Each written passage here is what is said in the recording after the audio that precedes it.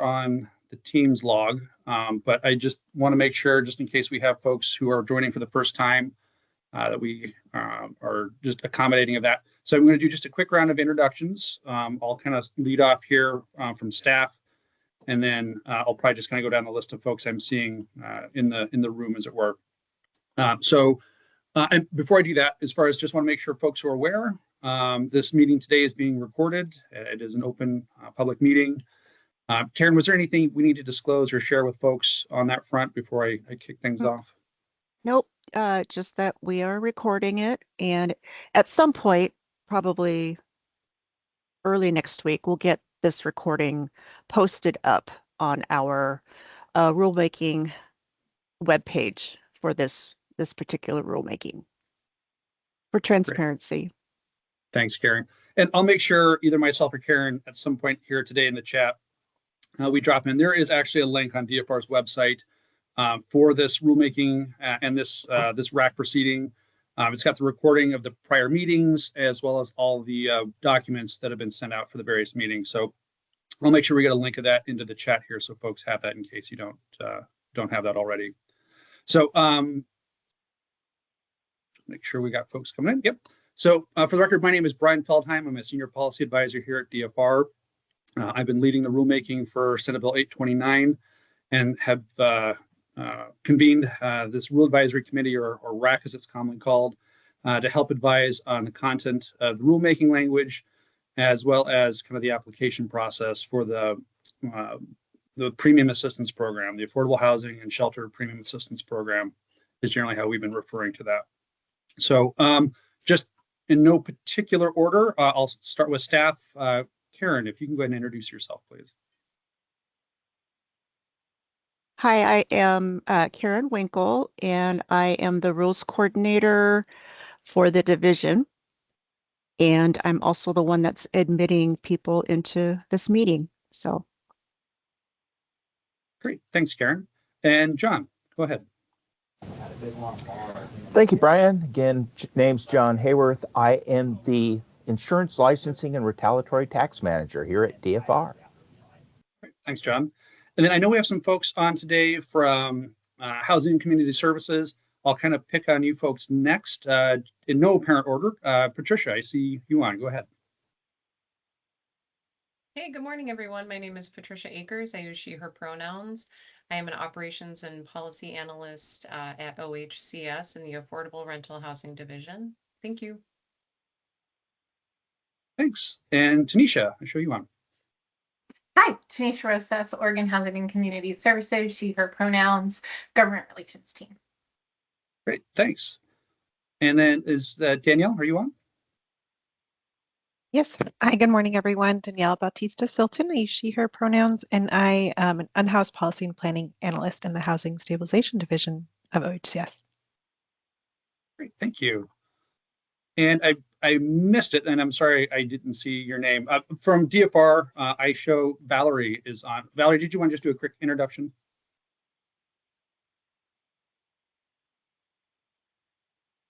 Hi, I'm Valerie Phelan. I'm an IT project manager, and I have been assigned this project to coordinate from the IT side. Great, thanks, Valerie, appreciate it. And then I did see Smita, looks like you're on. You want to introduce yourself? Sure, thanks, Brian. Hi, everyone. Swetham Bhatti, she, her pronouns, Governor Kotek's Senior Housing Advisor. Great, thank you. And I think that's everyone from the various state agencies. So I'm going to kind of just go down the list of other participants here. Again, no parent or my apologies. I have another person from DFR. Tricia, did you want to introduce yourself? Good morning, Tricia Goldsmith, manager of our consumer advocacy unit here at the division. Great, thanks, Tricia. And I'm going to expand my participant list so I stop going back to folks that I should be able to see here. So I think that's everyone from staff, both here and at HCS. So I'll go down the list now for our participants. I'm showing, sorry, we got some folks joining us here. We have Hunter on the line as well. Excellent, I just saw him. So Hunter, would you like to introduce yourself?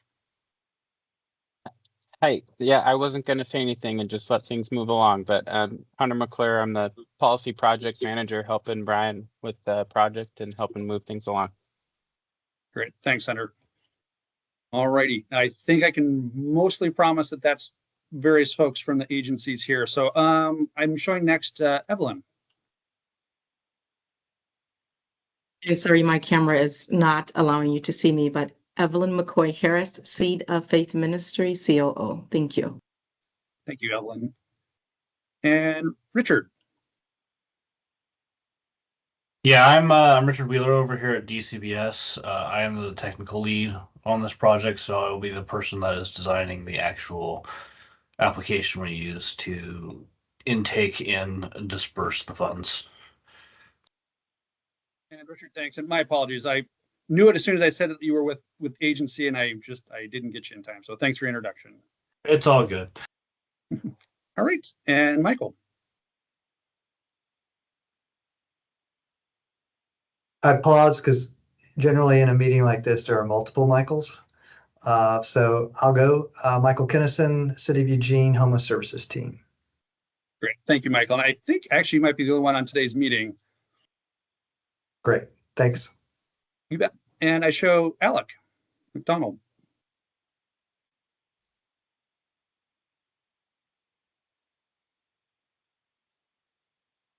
And Alec, if you're talking, we can't hear you. Hi, my name is Alec McDonald Factor. I represent the Housing Authorities of Oregon, and I'm just listening in. I appreciate it. Thank you. And Ed. Yeah, Ed Davis from MAPS Insurance and representing the Big I. All right. Thanks, Ed. And I show Joseph. I'm Joseph Washburn, and I'm with Everyone Village out of Eugene. Didn't hear me. Great, thank you. And Candace.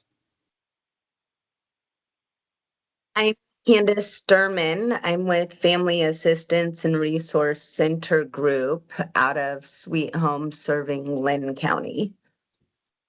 Great, thank you. And Marcy?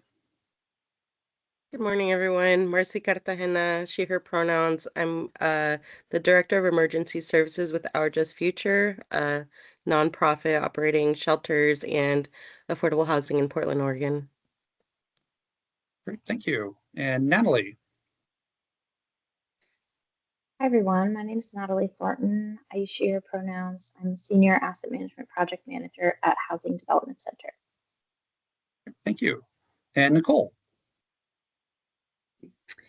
Hi, Nicole Rutherford. I'm the city manager here in Coos Bay. Great, thanks. And I'm just going to go back through the list just to see if I missed anyone. It looked like I may have missed one person from staff, so that's kind of my theme this morning, apparently. Eric Cutler. Yeah, hi, Eric Cutler, DFR. I'm having tech issues, so the camera is not working. I'll save you all that anyway, so glad to be on board. Great, thanks, Eric, appreciate it. And was there anyone else on the call today that I did not mention by name?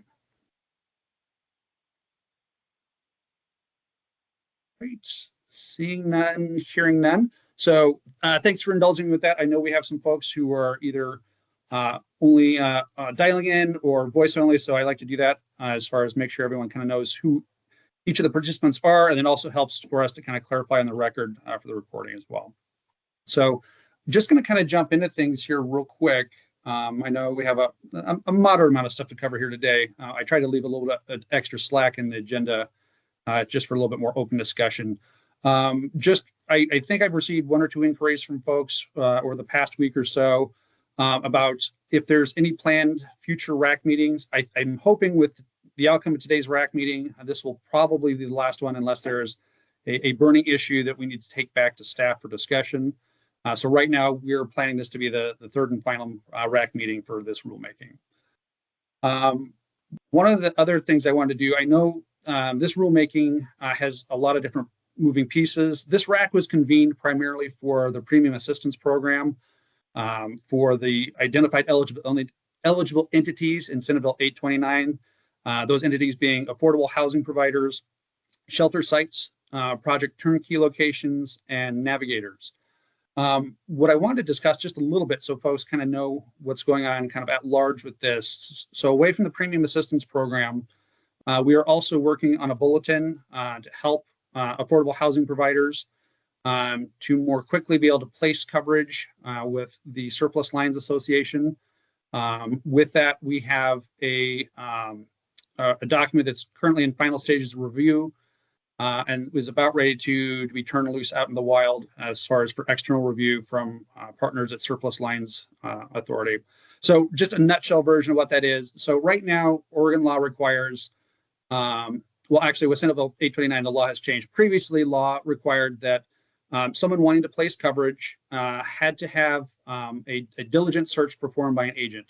What that meant was if a commercial entity or affordable housing provider or shelter location was trying to place coverage, your agent or broker had to go to at least a couple of commercial insurers, say, hey, we'd like to try to get you some coverage for this entity. Those insurers had to come back and say, we can't cover that risk, or we're not taking new business. And they had to get those basically decline notifications back before they could move on to trying to place coverage with the Surplus Lines Authority. So what this Senate Bill 829 allows us to do now is create a kind of a market term as an export list. It's a hard to place coverage that will no longer require those denials or pass on coverage from producers and allow entities that are covered. So again, affordable housing, I believe shelter providers and turnkey sites to move just straight to the Surplus Lines Authority as far as to get that business placed. Really, it's not designed as far as any kind of a cost savings measure, but because entities, if they get a non-renewal or cancel notification, sometimes there can be very short timelines between receiving that notification and needing to seek out new coverage. So the intent of this as far as is to just try to give that time horizon a little bit more of a cushion for folks needing to procure coverage if they have been denied or canceled or non-renewed by a traditional commercial insurer. So that bulletin will hopefully be out here in the very near future. We also have a feasibility study that we're going to be undertaking here at the Division of Financial Regulation. What that feasibility study is going to do, it's going to work on multiple fronts, but the primary thrust is we're going to ask a third-party contractor, most likely like an actuarial firm or something in that vein, to study what are the various avenues available to affordable housing, shelter providers, and then also to even just single-family homes. That was a little bit beyond the scope of the bill itself, but that was a request coming from a representative trying to kind of piggyback the study effort. We are in the procurement phase right now as far as drafting procurement documents. Those are still being reviewed internally. We will have that reviewed hopefully here in the near future by our staff council, and then we'll be moving forward with that procurement. That's going to be a little bit longer process, and that's mostly just to kind of help guide policy here at the division. But it's also designed to hopefully kind of check all the corners of the cupboards, as it were, as far as all the different areas and arenas that the coverage can be procured for these entities. And then another major thrust of this feasibility study is looking to see what it might take to stand up a state agency to provide either like a reinsurance function or like a first loss kind of risk pool, something of that nature. So again, that's just going to be a study at this point. We're hoping to see that underway early next year. And our goal, if and where possible, is to have that study and report back to us by late 26 for our report to the legislature that we have to provide, I believe, in December each year. So that's kind of the other facets of Senate Bill 829 that is being worked on in addition to this premium assistance rulemaking. So I think I can stop there real quick and see if there's any questions or comments folks had around that.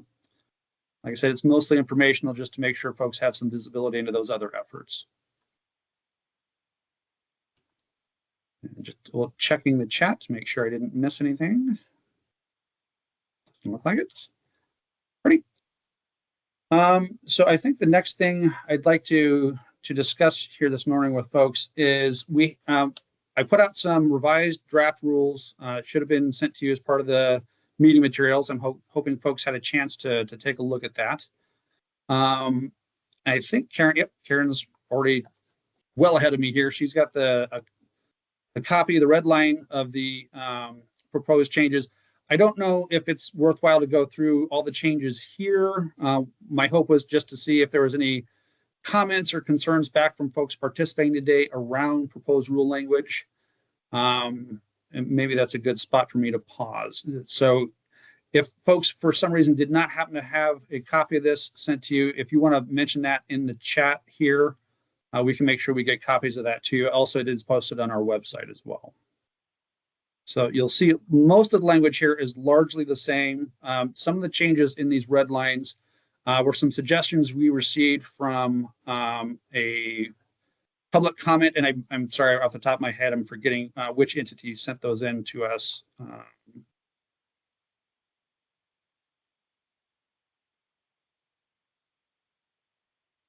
Great, thanks, Karen, appreciate it.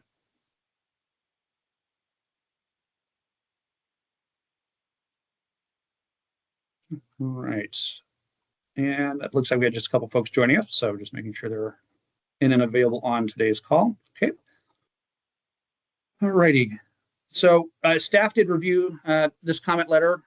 We thought that some of the suggested language made sense, so we tried to incorporate some of those suggestions into the draft rules. A couple other areas were just kind of more, sounded like kind of for us to discuss or maybe consider in the application process. So that was in a separate document away just from the rule language, and we'll get to that here in just a moment. So again, if anyone has any comments or would like to share thoughts on the current version of the draft rules.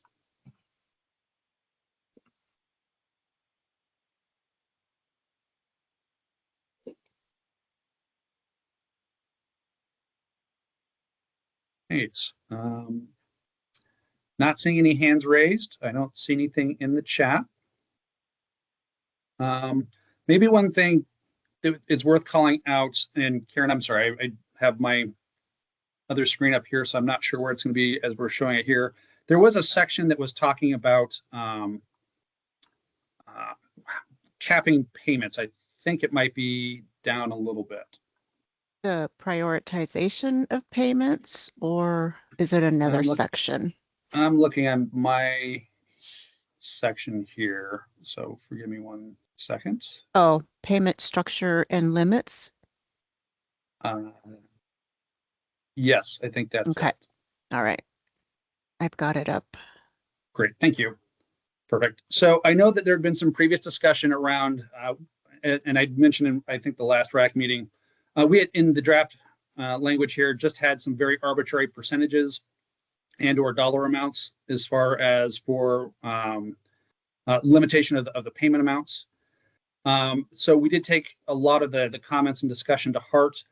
Some of the suggestions have been anywhere from like removing any kind of cap that if anyone was an eligible entity, that they could have upwards of 100% of their premiums paid. We at staff here went back to look at kind of the text of the rule and some of the discussion around, not the rule, as far as around Senate Bill 820 and the language in the law. And around this, there was a term that was coming up as far as premium stabilization and premium assistance. It was our takeaway that in this instance, it didn't seem to be in the full spirit of the law as far as to be paying 100% of premium. As far as a lot of this, as far as we were seeing it, was to help kind of cap or mitigate the significant increases in the cost of insurance coverage, especially the last couple of years, due to a number of reasons and market factors. But we were hesitant to include a 100% premium assistance. We didn't see that as fully being the scope of this program. And Natalie, I see your hand. Go ahead. I appreciate that you all have integrated a lot of the feedback into the rules and in particular significantly increasing the caps on the payment structure. That was something that we talked a lot about at the last rulemaking meeting. So as the author of the comments that you screen shared, I appreciate that. And I hear your point about the 100% premium assistance not being in the spirit of the legislation. so I totally behind the increase in the caps under this section. I think two other things to consider here is one, small properties that pay, you know, say if it's a 20 unit property paying $500 per unit per year for their insurance premium for a total of $10,000 per year. Maybe adjusting the cap to reflect that, just 40% of such a small premium is just going to have a lesser impact, especially relative to the amount of time that it takes to complete the application. There are also single organizations that could use significant portion of the premium assistance just on their portfolio alone, even with the caps, just because of the size and the financial distress of the portfolio. So, I mean, it's not, I don't have access to statewide data on the financial performance of all of the different eligible types of entities. I don't think such a data set exists. So off the cuff, I'm not sure what the per organization limit would be that I might suggest. But something to think about, something that OHCS has implemented for other funding sources that they expect to be strongly oversubscribed is a per sponsor subsidy cap.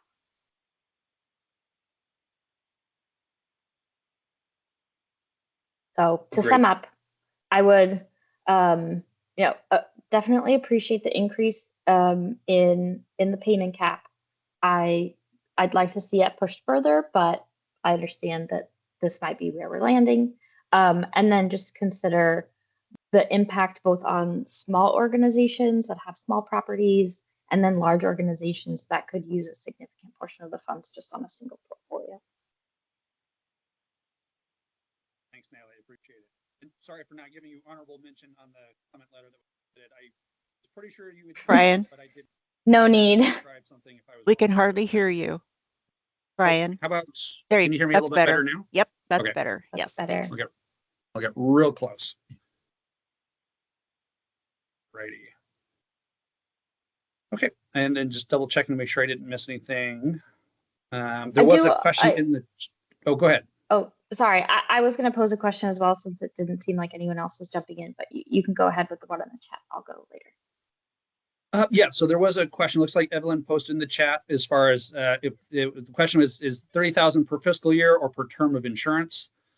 It has been, I think, for the most part. Well, that's actually a good question. So maybe better to discuss. So we were thinking as far as kind of within a 12-month period or a kind of a year's time, as far as that's kind of a traditional coverage period for a lot of commercial insurance.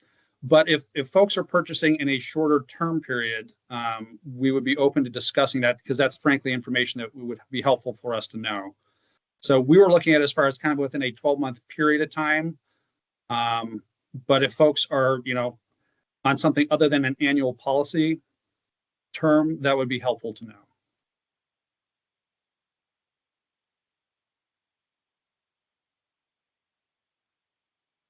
Okay, great. And I saw that Evelyn responded in the chat as far as looking on annual basis. So, yep. And so, yeah, as far as within 12-month period of time, it's a pretty common coverage period.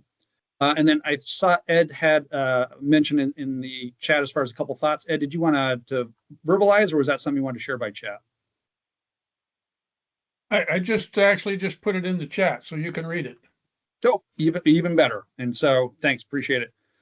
So, and then just for folks who are on the call who may not have access to the chat, I'll just go ahead and read this into the record real quick. So Ed mentioned as far as basing priority on a number of units might prioritize larger metro areas to the detriment of rural communities. And Ed's second point, avoid providing insurance assistance for facilities that end up closing anyway. So Ed, appreciate you sharing that here. And want to make sure I'm not missing anything. It's always fun to be the MC of a meeting and then also reading chat. I know Karen's helping me out here too, so I want to make sure we. So you have a comment from Nicole. Right. Okay, and then Nicole, thank you. And then again, just for folks who happen to be on the phone, I'll go ahead and read this for folks who may not have access to the chat. So again, from Nicole Rutherford, as far as appreciate this modification related to payment structure and limits, giving space to an increased limit while still providing an option to cover full payment when the entity is within a region where limited facilities are available. Keeping those facilities open is crucial in these regions, in rural and especially the South Coast, where it often feels we are not included. This last element is so important. And then I think I see a couple of hands up. So I think I saw Natalie. Oh, I'm sorry. It may have been Ryan Fisher. I think I saw your hand up first. Ryan, yeah. Go ahead. Thank you so much. So I, forgive me for not being able to look up the statute prior to this, but on the eligibility, I just want to ensure that housing authorities will be eligible for this fund. They're different from nonprofits. They're governmental entities, but they are owners of and operators of affordable housing. All right, I appreciate the question. And Ryan, to the very best of my knowledge, yes, I believe housing authorities are eligible for this, as far as it was kind of a broad spectrum as far as those who are providing affordable housing. As I recall from the bill, I didn't see any language that would preclude this, but to be 100% sure on that, I'm going to take that back to staff to make sure that I have the exact correct answer on that. So that'll probably be something I'll have to circle back with you. I do have your contact information, so I can reach back out to you with that answer. And I will also be able to send this out to the group at large, just so everyone has that information. Thank you very much. Certainly. And then I think, Natalie, go ahead. Thanks. I had a question about item 3 under prioritization of payments along the lines of Ed's comments. It seems like the definition of applicant is kind of critical here. If you're looking at an applicant's entire portfolio of affordable housing and shelter, then yes, regardless of whether or not they're applying for funds for those properties, then I agree with Ed that that might unnecessarily skew the resource towards larger organizations. But if you're looking at applicant as, kind of the isolated application for a single property, then you're just prioritizing larger properties or larger shelters over smaller ones. Which I suppose I can see the rationale behind, although I don't necessarily think it's necessary. But yeah, so I guess I could see a couple different interpretations of that item, and I'm wondering which one it is you're thinking. All right. I appreciate the question, Natalie. So I think as far as when we were discussing and looking at this language here, and it's kind of a tough one because philosophically, I very much understand where you're coming from. As far as we're looking at this, we're trying to find the most impact to maintain the greatest number of units and affordable housing stock. So that may translate into some larger players or folks who have a larger inventory of affordable housing or shelter space. So we're not wanting to preclude folks who may be smaller operators or operate in rural areas or areas that may be underserved by affordable housing or shelter services at large.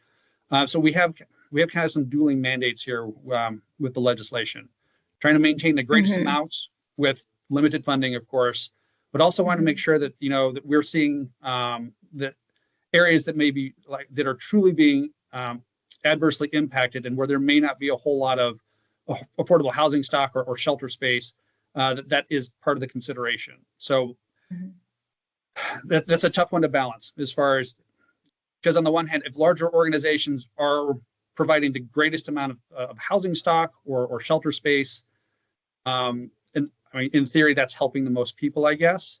But we also don't want that to be like, well, then this is only like a Portland metro or other major metropolitan area that receives assistance, and smaller or more rural communities are just kind of left out. That's not the goal of this either. So it's a competing interest there, and we're still trying to find a good way. And frankly, this may be a good area for folks participating in the RAC to maybe offer thoughts as far as in written comments. If you have suggestions on how that kind of dueling mandates can be balanced, we're more than happy to read that and take that into consideration.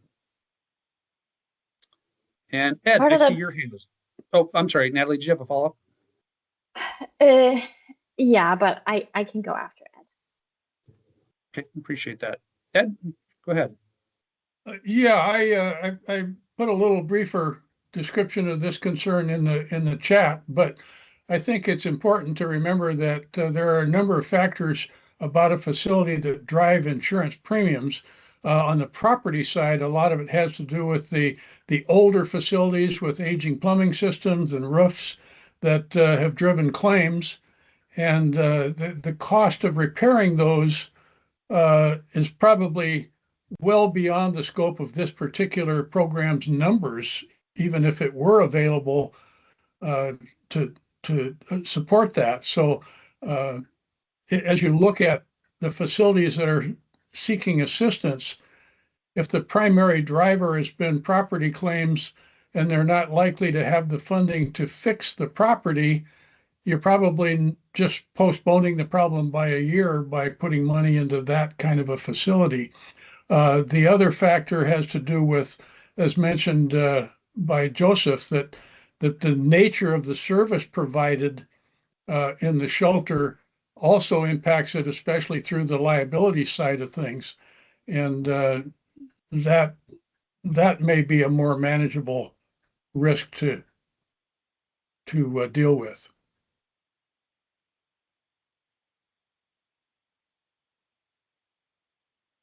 Are you on mute, Brian? You're on Sorry, mute. I was There you double go. muted there. My apologies. Thanks, Ed. I appreciate the comments there. Natalie, I know you had a follow-up, and then Evelyn, we'll get you next.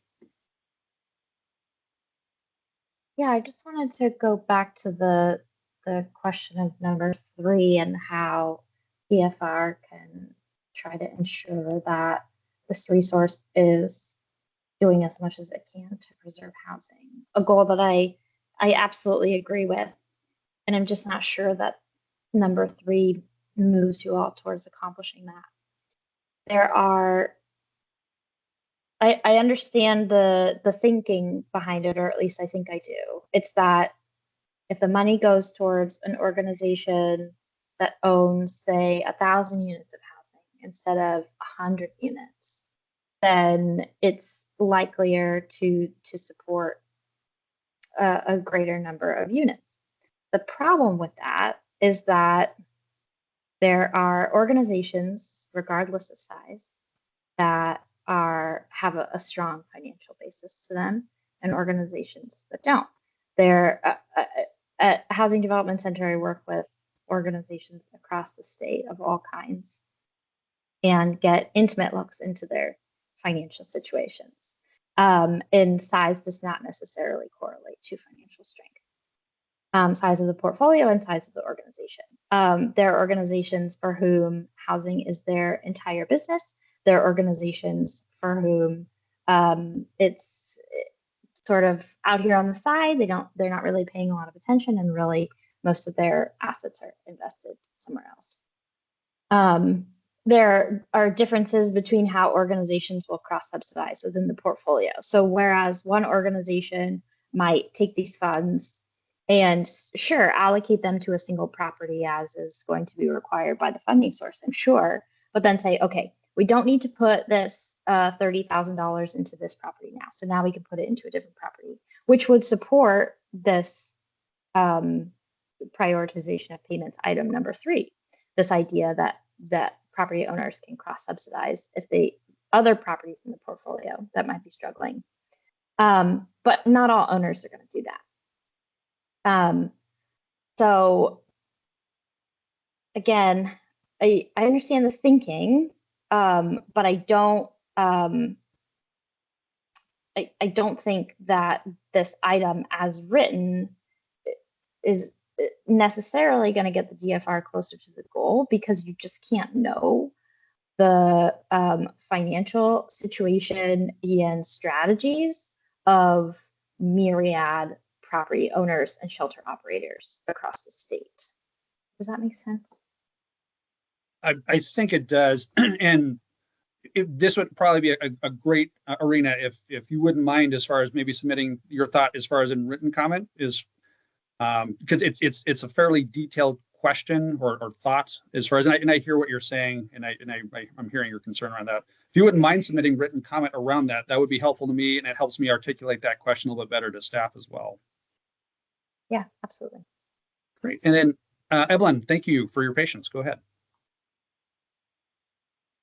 Yes, real quickly, just to echo what Joseph said, it is the populations served that drives the price, the risk. The risk is the populations served, and it drives insurance costs up. And so exponentially, our insurance increased once we opened our 2 shelters. So that is definitely a factor to consider. Thank you.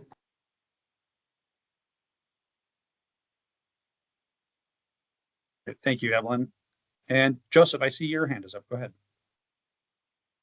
Yes, thank you. I have one point that I'd like clarification on, and then I guess it's really 2 questions, but a point of clarification and then a follow-up question. So regarding Natalie's comments about prioritization and point 3 there, is it my understanding that to get to that part of the prioritization list, they would have already had to have gone through points 1 and 2 and verified that those are risks, or that those are their current organizational realities? And then if there's 2 competing orgs that are equally placed on those issues, at that point you would prioritize then the one that has the higher number of beds over the one with fewer beds. Is that accurate? As I understand the question, yes, I think that's generally what staff's position and thinking was on that, as far as, and it's kind of a hard one with this, as far as kind of balancing all those needs, as far as, and then at the end of the day saying we may have 2 equally distressed entities. What might be another criteria, as it were, to kind of break the tie? So as you're describing it, yes, I think that's generally accurate. Okay, wonderful. Yeah, thank you. That helps me. I attempted to wade through all of this material before the meeting, but did not get very far. Okay. Yeah, that's very helpful, because hopefully those larger organizations would have, economy of scale, and they would not be in a position of financial crunch like that, but it happens. So my other question then is, as a shelter operator, really the only thing that I could see going into is point F under applicants experiencing severe financial distress. I think almost every shelter provider could probably demonstrate that with the reduction in indirect and administrative costs to 8% cap. So that's really helpful to have in there. But I'm curious, thinking about that when I submitted my budget for our organization, I just want to know if you're thinking about eliminating the possibility for a perverse incentive structure here. If an organization understands is there like a review of their budget at all to see if they're misallocating any expenses to things, shifting things out of ops and into admin, doing this like spreadsheet sleight of hand to show themselves at a net operating loss? I don't know if my question is making sense, but with that 8% admin cap, I can move stuff around to try and make it work. But currently we're several $1,000s short operationally over the year, even with shifting stuff. And I'm wondering if there's a checks and balances to prevent an organization from doing that. I understand the question, and that's actually an excellent question. That's actually going to be geared a little bit towards part of the meeting materials were sent out was a series of mock-up questions for the application process. So kind of in that space would be where we would, and it's not all inclusive on that. I needed to get something to our IT folks to begin work on the IT portion of this. So I kind of took the 25 or 30 points I thought most relevant. It's probably going to expand, but I needed to kind of get them a primer as far as to start the solution work. So if you have not had a chance to look at that document, I recommend taking a peek at that because some of what you're asking is some of the information we're asking for. We're not just taking it on as we see this, we're not just taking on faith saying, hey, we have a need, please send us funds. We're going to be asking for some verification as far as financials. I don't remember if the question is around budget. I think it was around financial statements versus budgets.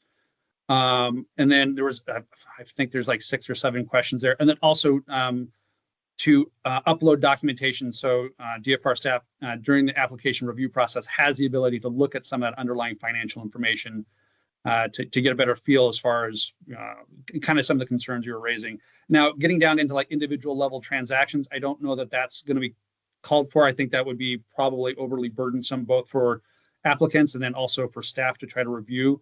But with something like this, anytime that there's money involved, there's usually a fairly strong audit component. So anything that was submitted here would have the possibility and likelihood of at least being subject to audit by both folks within our office and then also potentially from auditing bodies at the state level as well. Excuse me, as well. So, and sorry if my voice is cutting out a little bit. I've had a cold the last couple of days. So if I'm not talking or I'm not clear, if not loud enough or clear enough, just let me know and I'll try to do a little bit better. But to your questions in point, if you have a chance to take a look at that document, again, this would be an area ripe for written comments as far as, and this is to everyone at large on the RAC. If you're seeing questions there that I don't know if that's going to be very useful or would be very problematic, it would be good for us to know. If there's areas that you think expanding upon would make it a more incisive question, again, we appreciate that feedback. So, Joseph, I hope I answered your question there. Yes, you did. Yeah. A simple, hey, your answers are found in this place would be sufficient. I appreciate that because I definitely did not get a chance to go through all of this before the meeting today. Sure. No, and that was also for the benefit of folks at large, as far as if they've not had a chance to see that, letting folks know that that's kind of what that document was trying to do. And Natalie, I see your hand up. Go ahead.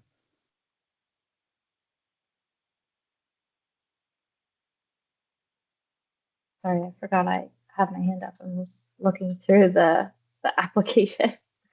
Yeah, I had essentially the same question as to whether this prioritization, these were listed in order of relative priority to one another, or there'll be some sort of scoring criteria. But it sounds like an organization, say, you have 5 applicants fully subscribing the funding source, or oversubscribing the funding source.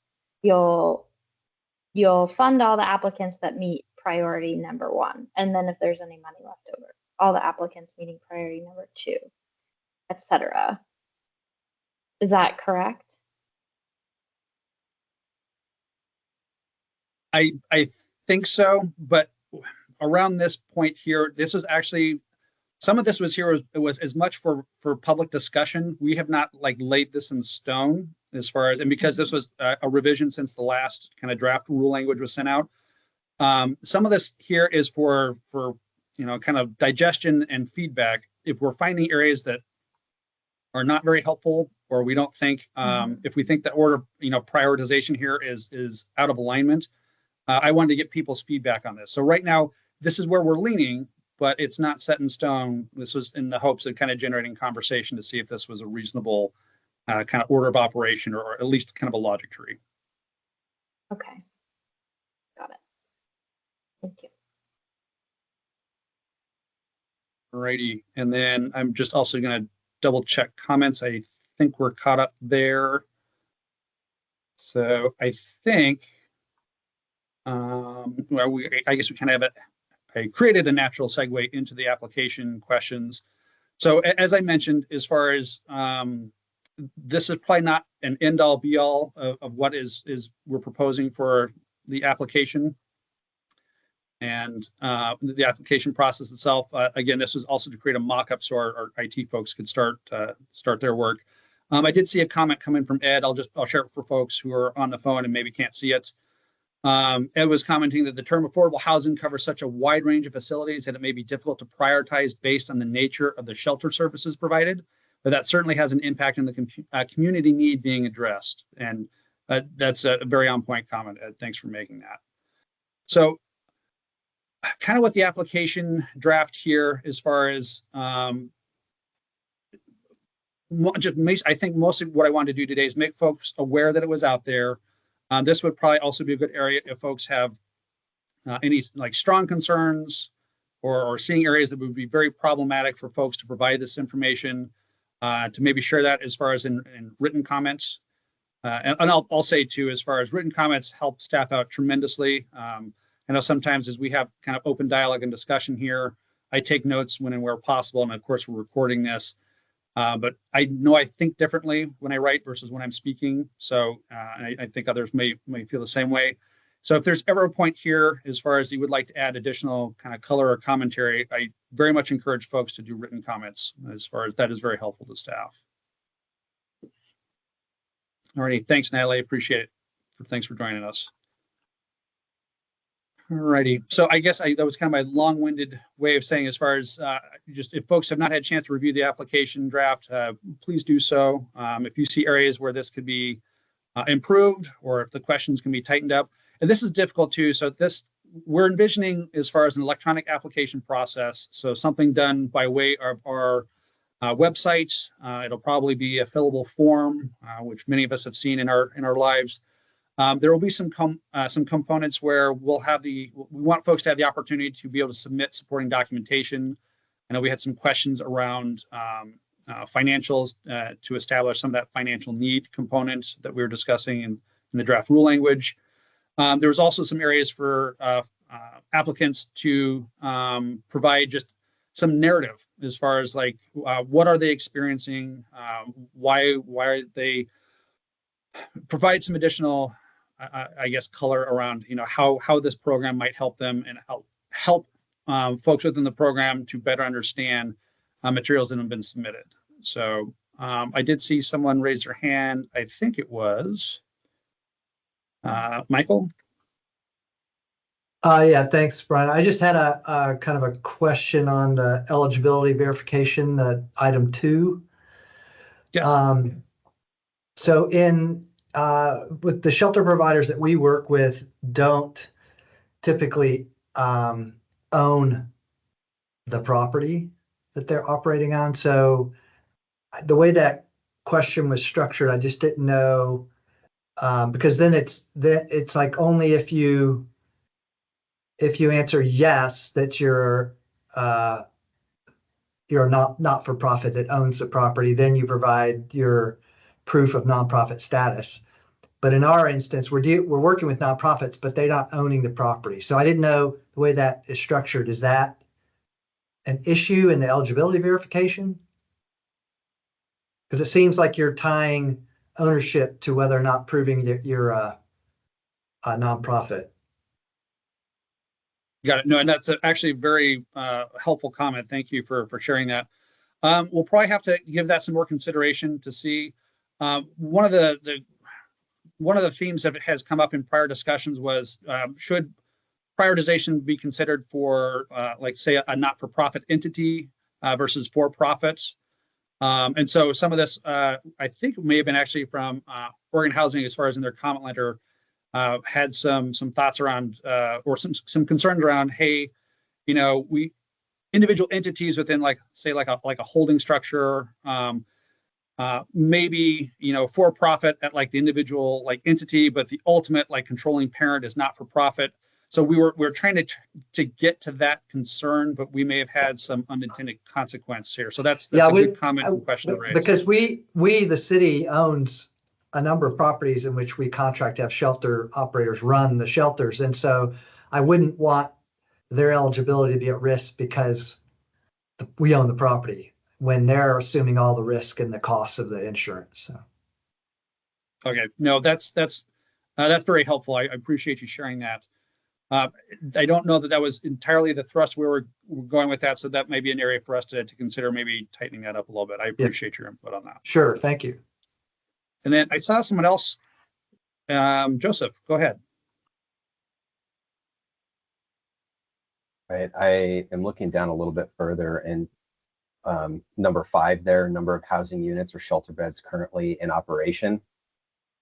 I think one potential way to make that language more specific to tend to the potential inequities as far as the prioritization is to ask for the enumeration of the housing or shelter beds that are being impacted by the insurance stuff, because, you know, a larger organization could say, yeah, well, we're running, 6 different sites like in Eugene, and, only one of them, the insurance for one of those sites is really at risk, depending on how their stuff is structured.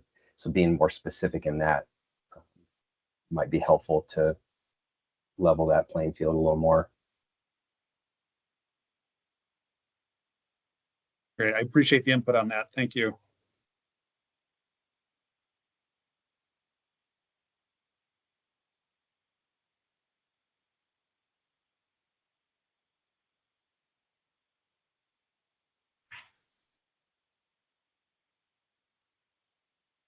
All right, and then I'm going to just double check comments here because I think we had some folks. All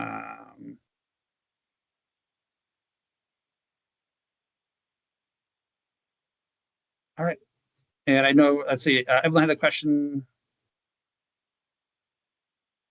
around as far as, does the bill include affordable housing? And that she agrees with Ed, and that yes, as far as the bill is inclusive of affordable housing. And then let's see. Ed also commented that you can be sure that there will be disagreements on decisions made regarding priorities to protect DFR from such subjective criticisms. Final criteria should be described in measurably objective terms to the extent possible. And actually, there's a few other comments here. There's maybe just enough stuff here. I'm just going to kind of skim through it real quick. And then I might have to summarize a little bit. So looks like Jimmy shared as far as, we own all of our shelter properties but one, but the risk is almost always shouldered by the provider, regardless of property ownership.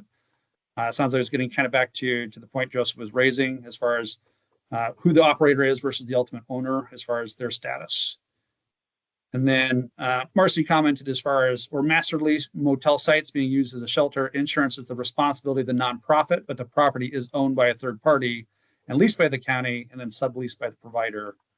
So again, very good information to share. Thank you.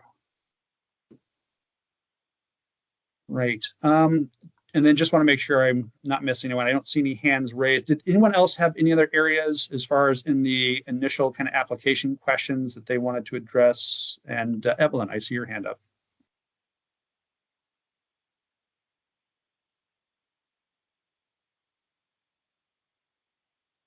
And Evelyn, if you're talking, you might still be on mute.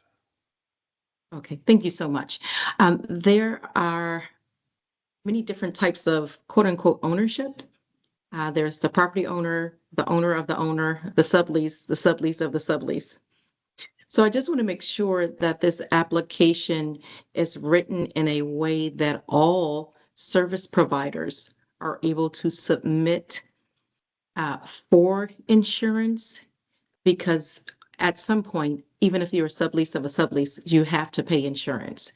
So I just want to make sure that the application is clear on making it equitable for all service providers to be able to submit an application for this funding. Thank you. I appreciate the input. Thank you very much. Alrighty, and then I did see a question from Danielle as far as just a question as far as how will the occupancy rate information be used? This may look very different for shelter compared to affordable housing. Danielle, that's a good comment. Thank you. And then also Jimmy replied as far as, yes, maybe different properties are also used for different sheltering models and types. Some are 24/7 and some are weather activated only. So very good points to make. So I think as far as just, again, want to make sure I'm mindful of everyone's time today and making sure I'm kind of keeping to the agenda here. We covered quite a bit of ground today, and I appreciate everyone sharing your thoughts and input. If there are more thoughts or greater clarification that folks can offer, either on the draft rule text or on the current draft application questions, I would again, you'll hear several plugs from me on this.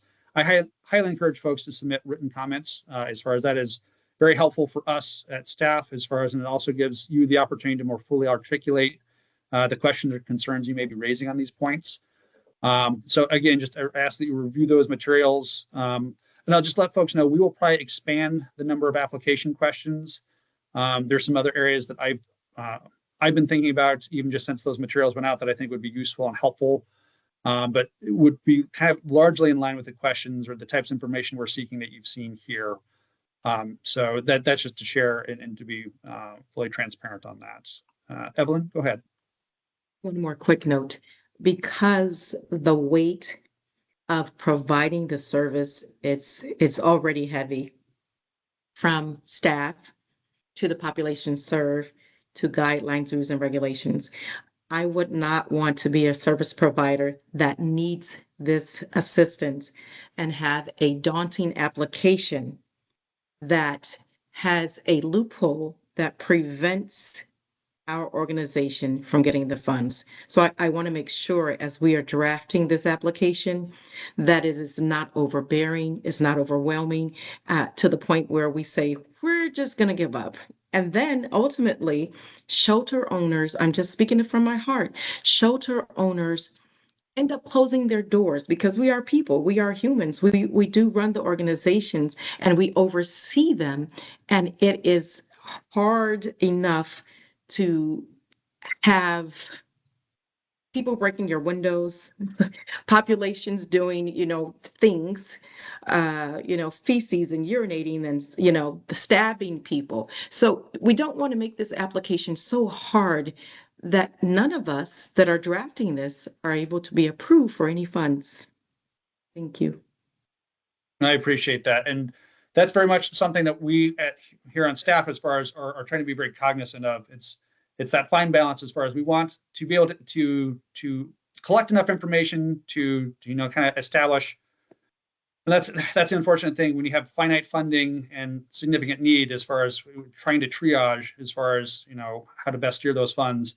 So, but we are trying to be very mindful of that. We want it to be as straightforward an application process as possible, with enough information provided that we can kind of establish the bona fides of applicants as far as that they are eligible.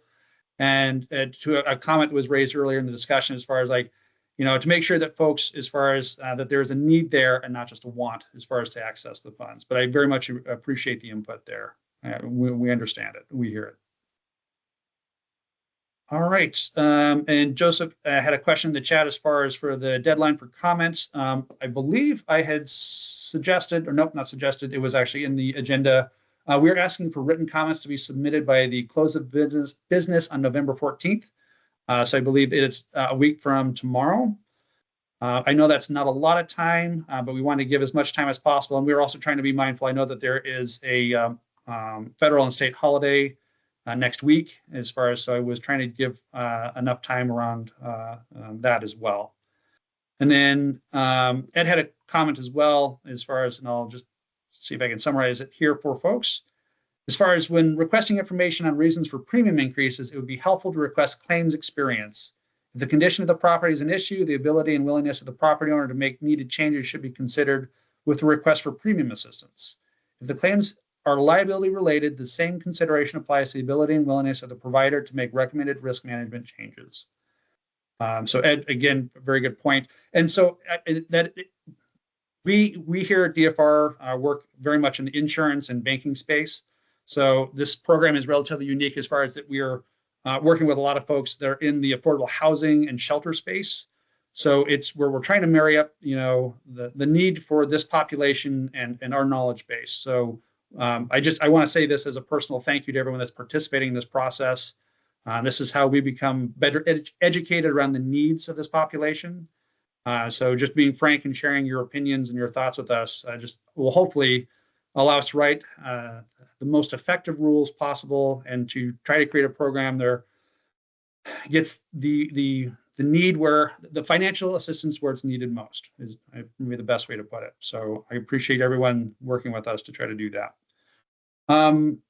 I think I'm going to go ahead and pivot as far as the next agenda item, as far as, and this is just for broad public comments.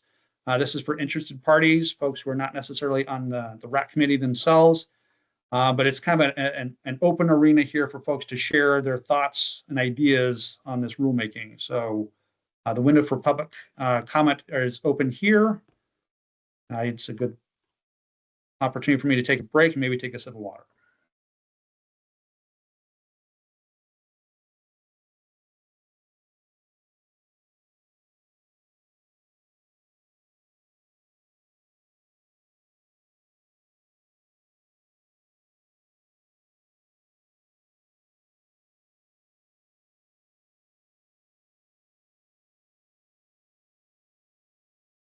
Righty.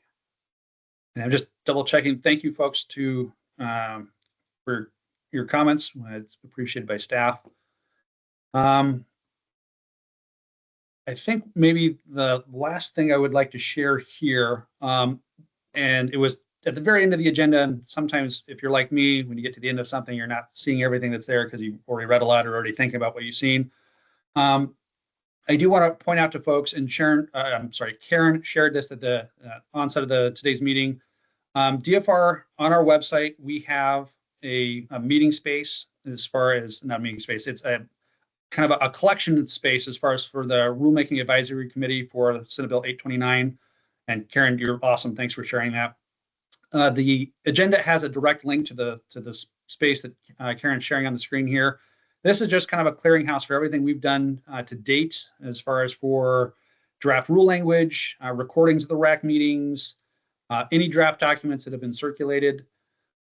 If you've not had a chance to look at this, or if you are kind of joining the party late, as it were, as far as and would like to kind of see what has been discussed previously in the prior RAC meetings, this is a great resource. So I highly encourage folks to take a look at that. If folks are submitting public comments, I will share, as far as, because this is a public forum, public meeting laws, as far as the parameters there pertain, as far as any comments that are being shared, just to let you know, as far as it would be shareable in this space and is kind of an open and public document. That's kind of a station identifier, so folks are aware of that.